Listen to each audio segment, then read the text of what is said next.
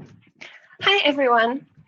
I'm Renette, and I would like to tell you about how I built a multi-platform game engine in Kotlin. First of all, let me introduce myself. I love reading, playing board games, singing, and spending time in nature, like hiking. Currently, I'm a software engineer at Entelect, and while I used to work mostly full stack, these days I work with Java backend. If you want to find me online, you can find me on GitHub at Mr94 or on Twitter at Babarella01. When you heard I'm talking about multi-platform, your first thought was probably, we already have that with Java. Java gives us the promise of build once, run anywhere where there is the JVM. Kotlin Multiplatform is a little bit different. Kotlin Multiplatform gives us the ability to code once, but compile it to different platforms. In our case, we build the game engine for the JVM, so bots can compete in our challenge, but also to JavaScript, so we can embed it on our website for humans to play. First of all, what is this game I'm talking about? The game engine we built was for last year's Entelect Challenge. The Entelect Challenge is an annual coding competition where contestants build bots to play a game against each other. Last year, the theme was worms. And here you can see an early visualization of worms moving around the map. Given this game, what did our game engine involve? The game engine really is the heart of the challenge and is responsible for keeping track of a player's worms as they move, shoot, and dig around the map. It maintains state, keeps track of interactions, enforces the rules, and determines the winner.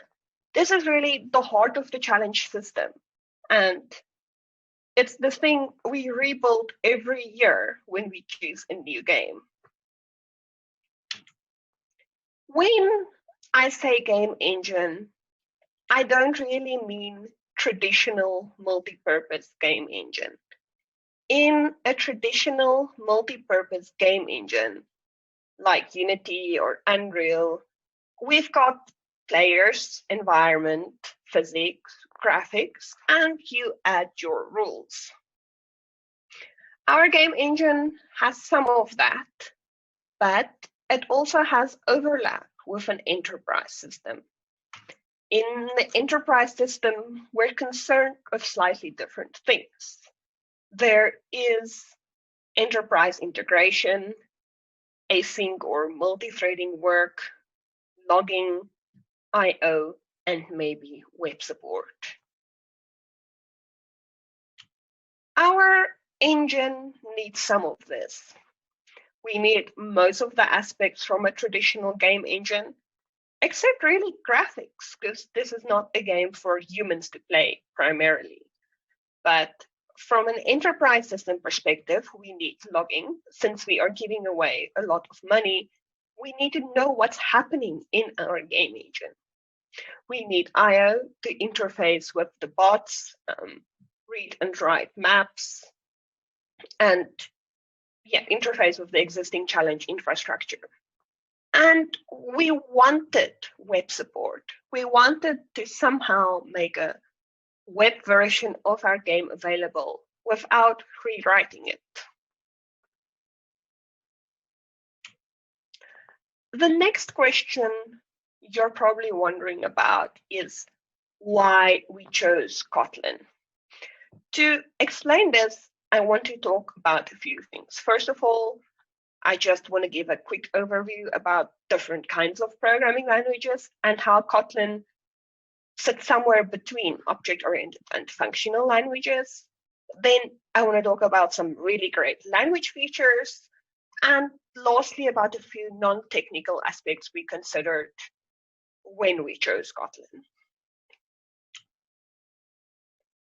First of all, in programming languages, we have two broad categories, really, object-oriented languages and functional languages.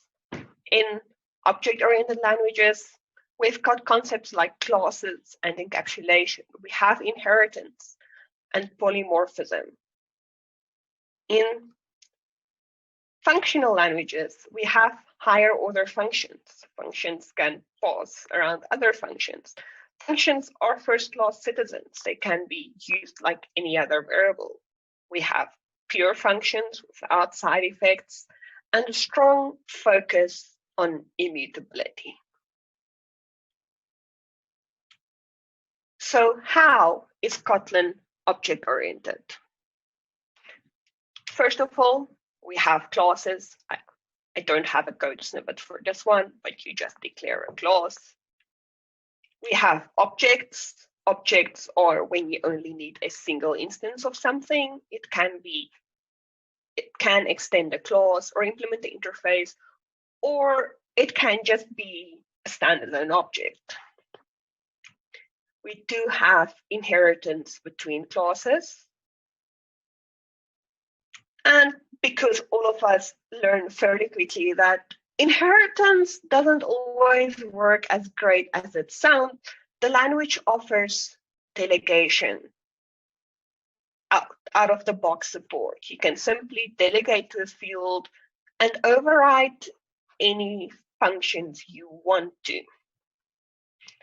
And then we have extension functions. Extension functions aren't really object-oriented, but they allow and make, if you're working with external APIs that aren't necessarily nice to work with, then you can create extension functions to make it better. Next up, let's chat about functional Kotlin. First of all, we have top-level functions. A function does not need to be in a class. Next up, we have first class and higher order functions. You can pass functions around to other functions, and you can assign them to variables. We have lambdas. The language was designed around lambdas, and it has some nice shorthands when working with lambdas. For example, if you only have a single parameter to your lambda, by default, it's called it. You do not need to give it a name. And lastly, immutability. Kotlin has a strong focus on immutability, with clauses being final by default, and also the sensible way of declaring variables, fields, whatever, is by using the val modifier instead of having to add an extra modifier to make it immutable. Now, let's look at some language features that made Kotlin a really attractive language to use. Null safety. One of the biggest aspects, once you kind of get around it and understand the value, we get compile time null safety. The compiler enforces that the type that's declared as nullable can be null, and when you want to use it in a non-nullable context, you have to do a null check. With that, there's also some useful null safety operators to help you make your code more concise. Type inference. In cases where your compiler can infer the type of a declaration, you do not have to specify it. You can if you want to, but it's not necessary. This does not mean we sacrifice type safety, because the language is still strictly typed. It's inferred at compile time. Data classes. Data classes are just a way to quickly and easily declare classes that are just supposed to hold data. If you've worked with Lombok in Java, it's very similar to the addData notation.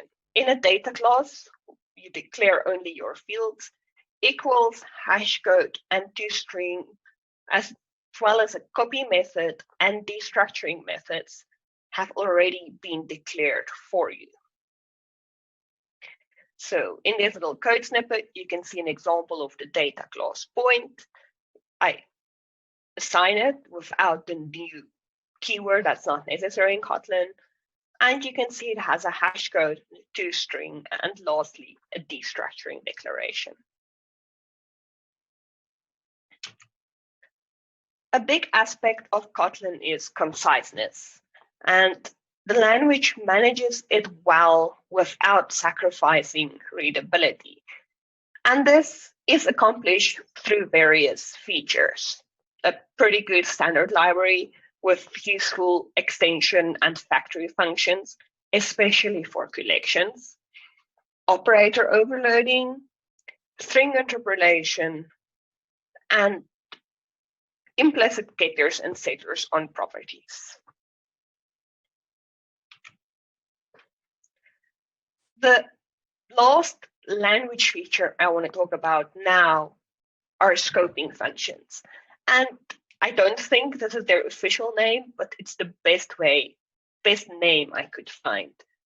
They're just extension functions that let you execute a lambda with a specific scope.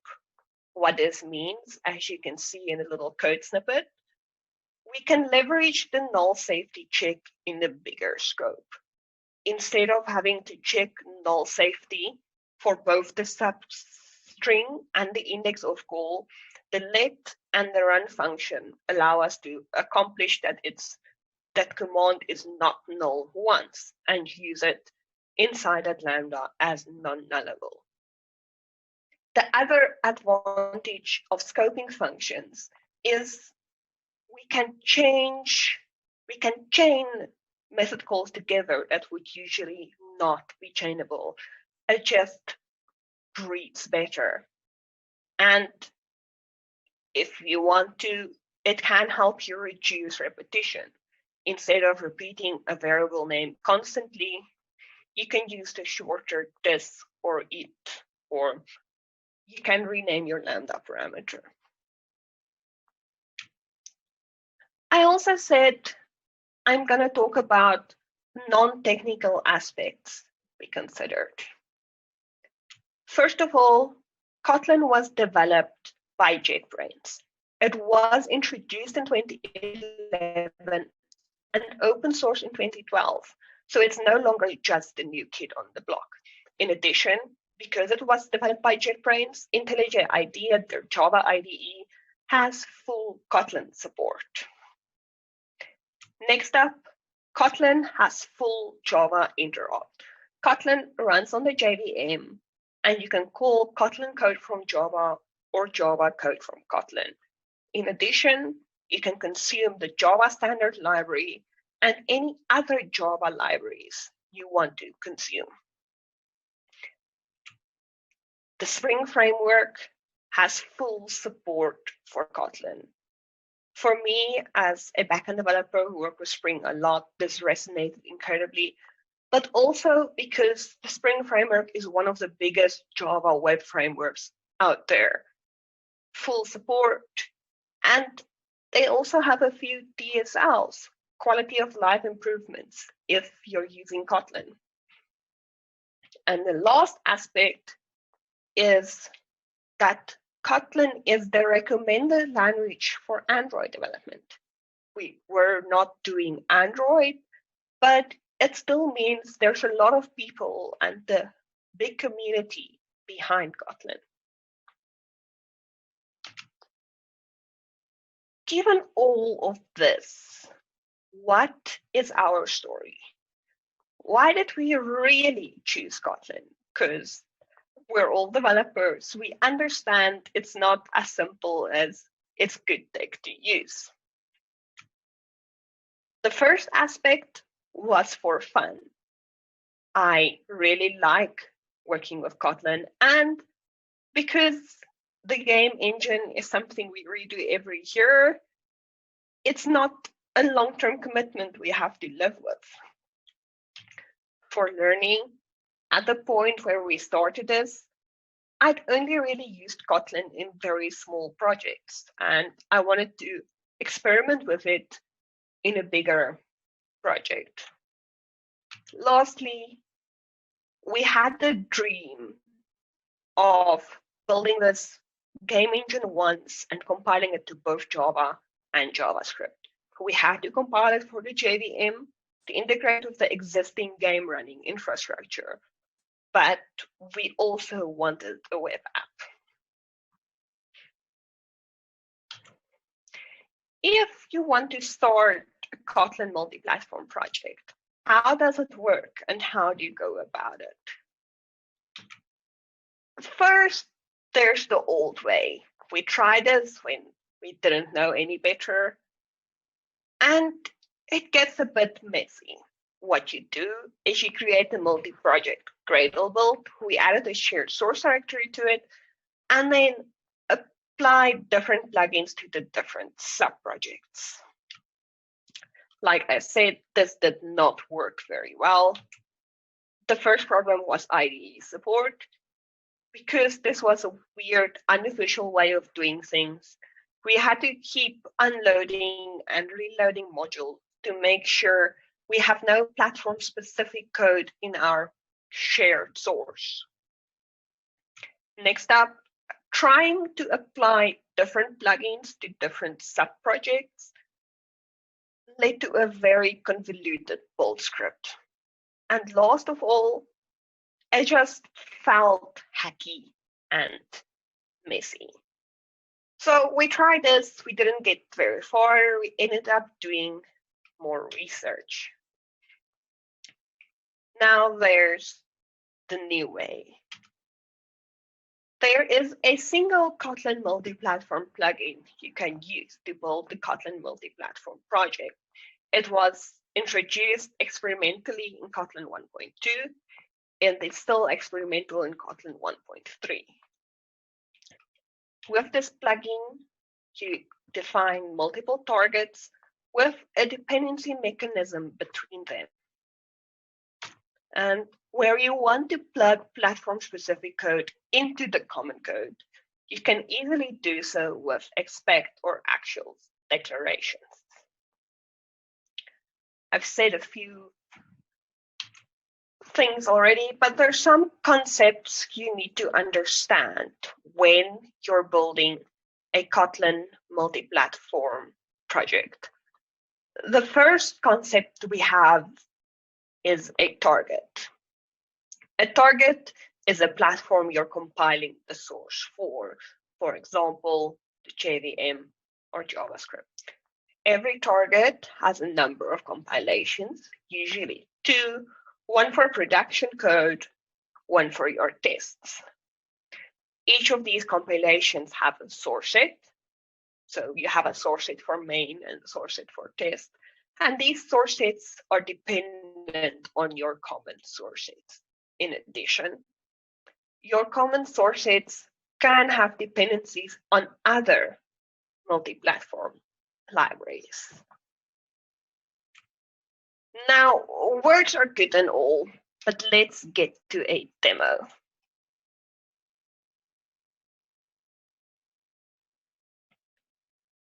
What I'm demoing is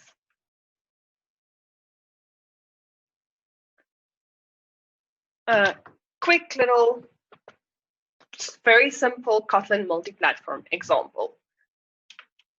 So we're going to start setting up our build file. You'll notice I'm using the Gradle Kotlin DSL because, hey, more Kotlin. First, we add a Kotlin multi-platform plugin. So you can see this is still a fairly old version. I haven't changed this demo, but the newest version, I think, is 1.3.71. And we define our targets. Here we just have JVM and JavaScript, and I give my JavaScript target a separate name. Next up, we add our source set. So here I have a common source set. It is dependent on standard lib common. And I have a common test source set, which is dependent on test common. Now we're going to define our Java target. Some nice shorthands here, but this is just for defines the JVM main source set, and it's dependent on the standard lib for JDK. We have our JavaScript source set, and it's dependent on the standard lib for JavaScript. Next up, I want to change the JavaScript module type. I'll get to the reason for that later, but this just changes how JavaScript is packaged. And then I add a task to copy the JavaScript build files to a separate location. The logic here is not super important. It just copies all my JS sources to a full directory called package. And lastly, I add a little task to execute Java from the command line. It's just easier than trying to figure out what the right command is to actually run this every time. Now that we have our project defined, let's look at the code. First of all, let's start at the common code. Here we have our main function, and you can see IntelliJ picks it up as executable. And this function will run in both the Java and the JavaScript context. And all we do is we get the little logger. I'm going to show you the implementation now that logs.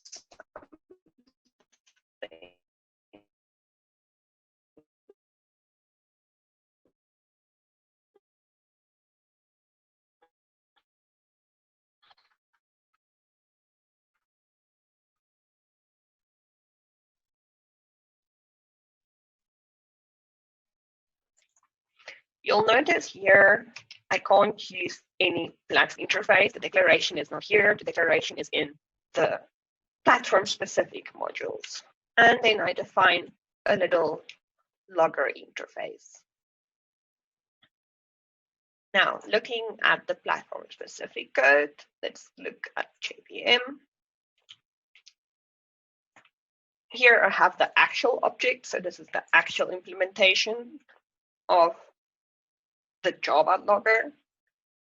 And the implementation, the Java logger simply implements the logger interface, and it prints Java with the current time and the message.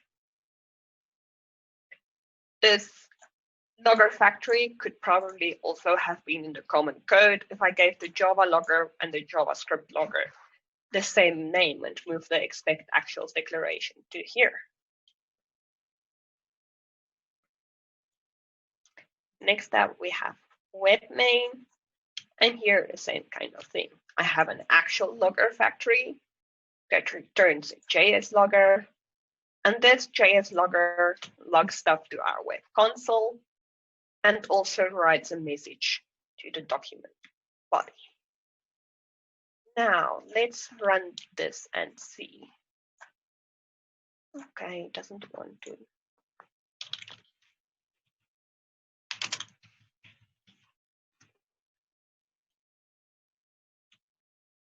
You can see here it's first compiling my code.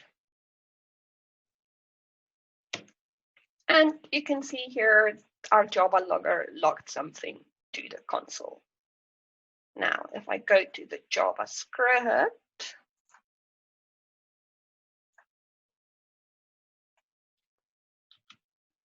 you can see when I refresh this page, a message is logged to the console and added to the page body. So that's a very, very simple example of how to go about creating a multi-platform project.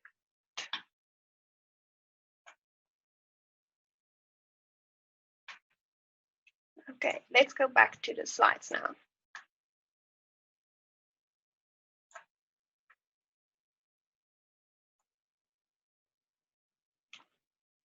Okay, there's a slide. To recap the little demo I just showed. First of all, we add the Kotlin Multiplatform plugin. Once you have the plugin, you can configure your targets. In this case, I'm only using JVM and JavaScript, but you have a lot of options. You can also configure targets for Android, JavaScript, or native. Native being native for Linux, macOS, Windows, or even WebAssembly. Once we have our targets, we define our sources, the common ones, and the platform ones. Once you have your build file set up, you write the code. So what does that mean for how we build our game engine? In the JVM module, we had some boring things. We implemented some existing Java interfaces. All these implementations actually did was do some type conversions and then delegate to the platform, to the common code, not the platform-specific code. And where necessary, we plugged in platform-specific code. We only really needed platform-specific code for one scenario, and this was to render our game maps to a JSON file. We ended up writing a platform-specific code that just imports a library we already knew for the Java code. The JavaScript module was also fairly boring. What it did was orchestrate the game, since orchestration for the web app is a little bit different from the JVM app, and the orchestration code is all Java only. We have to write new orchestration code for the web app. Most of what this orchestration code does is delegate to the common source and then plug in any platform-specific code. Once again, the only platform-specific code was to render the map as a JSON file string. This allowed us to reuse some bot logic that depended on the map instead of rewriting it to use our game engine directly. Lastly, the common module. This is really where the most interesting part was. The common module was responsible for generating the map. The common module maintained state and applied commands and determined the winner. In short, the common module was the game. Obviously, everything doesn't ever magically go well. There were some challenges. The most obvious one, and really the one we expected, was that it's very new and still experimental. This means while there is decent documentation on Kotlin Lang, if you want to do something that's a little bit different, it's really hard to find examples online. The next challenge was working with Gradle and initially Groovy.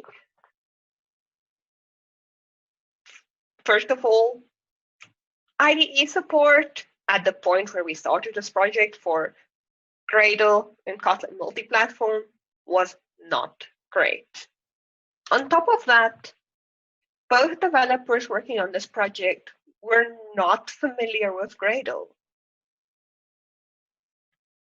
How we ended up mitigating this was converting the build file to Kotlin, but I'll get to that in a little bit. The biggest category of challenges we really had was JavaScript and TypeScript interop. The first one is obvious once you think about it. Kotlin, as an object-oriented language with polymorphism, supports overloads. JavaScript does not. Type definitions. We wanted to integrate our game engine into our website, which was built using Angular and TypeScript. But the Kotlin compiler does not generate the type definitions we are so used to. Module types, out of the box, things just did not want to work. After some research, we realized that there's different ways of packaging this Kotlin Multiplatform JS app, and the default is not sufficient if you want to embed it in an NPM project. And lastly, dependencies. Once again, if you think about it, it makes sense. Any dependencies you have at compile time, you should also have at runtime. Since our build did not bundle all these JavaScript files together, we had to find a way to pull those dependencies into our NPM project as well. With not all libraries being published on NPM, this became a bit of a challenge. I've already said we had a lot of challenges with KotlinJS. So if you're going to be working with KotlinJS and trying to call it from existing JavaScript code, there's a few things you need to be aware of. First of all, packages. JavaScript does not have the concept of packages. So what the compiler does is it bundles it in an object with nested objects for every package. How we ended up getting around this was to create some orchestration classes in the root package that either returns references to the correct classes or objects, or execute some functions on deeper objects. Another one to be aware of is number types, and in general types actually. Kotlin is strictly typed, and we had some cases where we tried to convert variables between different types of numbers. This caused a problem when calling these methods from JavaScript, since the numbers were actually just JavaScript numbers, not Kotlin numbers. The easiest workaround this was to simply remove our conversions and have consistent number types in our whole application. The last one was overloads. I've already mentioned this. Luckily, the Kotlin compiler gives us the JS name annotation, which allows you to define a specific name for a function when it gets compiled to JavaScript. Another workaround to all of these quirks is to simply move more of your code to Kotlin and do less interop. Given that there's some challenges, do you still want to use KotlinJS? There's many other JavaScript transpiling tools, and for good reason. We have TypeScript and CoffeeScript, which both aim to be better JavaScript. We've got the Google Web Toolkit and J2CL, which both try to compile Java to JavaScript. We've got Babel, which transpiles between JavaScript version, and even transpilers for Python, Ruby, and .NET. All with good reason. Most of us have probably encountered JavaScript being difficult or illogical. Why would you still use KotlinJS instead of all these others? Let's look at a KotlinJS compiler goals. First of all, you get to write your code in Kotlin and use the Kotlin standard library. Even though it is transpiled, the Kotlin compiler does emit readable JavaScript. one can see it is not written by a human, but it can still be read and debugged by a human. And you can write your JavaScript for client or server side. What did we get in the end? First, we had a Java application. This application, you can see, this is the console app running, it's rendering a map and logging all the match output. And here it could be either a human playing against a bot or two bots playing against each other. We also ended up having a little web app that we embedded in our Entelect Challenge website. Here you can see the playable game.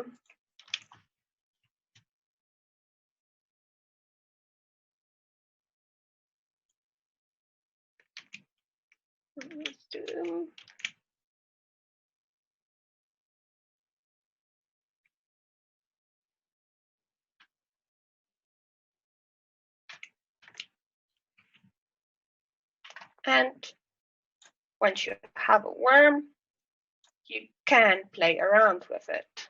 And you have here a human player competing against a bot. If you want to play with this little prototype, it's no longer on our website since this is last year game, but you can find it at renette.dev.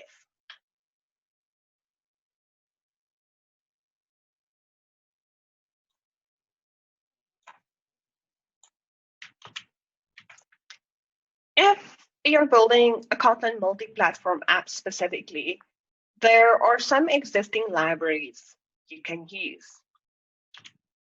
The first one is an HTTP client built, it's the Ktor HTTP client, which you can use to consume downstream services in a consistent fashion in your common code. There's the Kotlin X serialization library. We should probably have tried this instead of writing our own platform-specific JSON serialization code. And if you want to write asynchronous code, the Kotlin coroutines also support Kotlin Multiplatform. These are only 3 of the official multi-platform libraries, but there's many more online that's not built by the Kotlin team. So what's happening in the Kotlin and Kotlin multi-platform world? Kotlin 1.4 is coming soon. They said spring 2020. One of the things they're targeting is KLib, a consistent multi-platform packaging format to,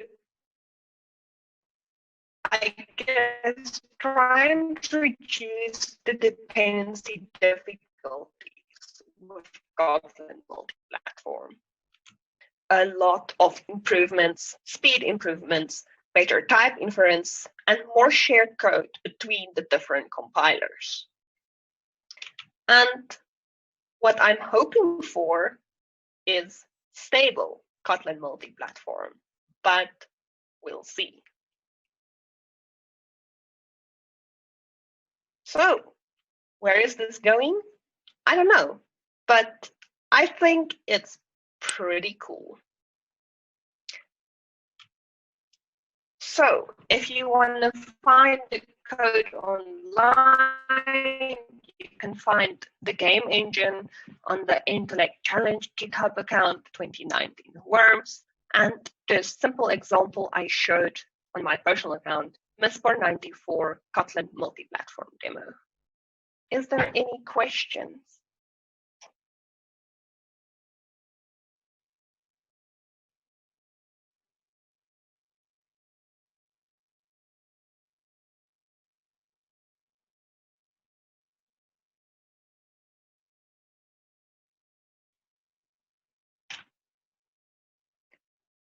So there's a question, if Kotlin could work for multi-platform, would it not be more efficient to start introducing this as an industry standard? I think the problem is it's still experimental. It's not seamless to use at all. And from what I've seen, JVM and JS are really the most stable and seamless integrations, and probably Android. If you're looking native, it's a lot more difficult because it's still very experimental. And I guess bigger companies are a little bit hesitant to adopt newer tech.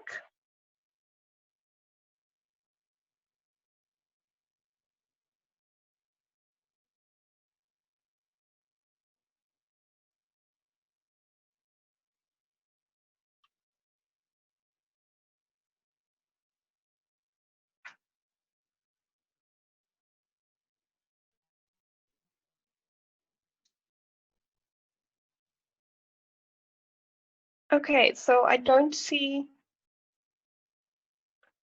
any other questions on Slack either. If you think of a question later, you are welcome to either Slack me on DevConf or, yeah, find me on Twitter or something. Thanks for listening, everyone.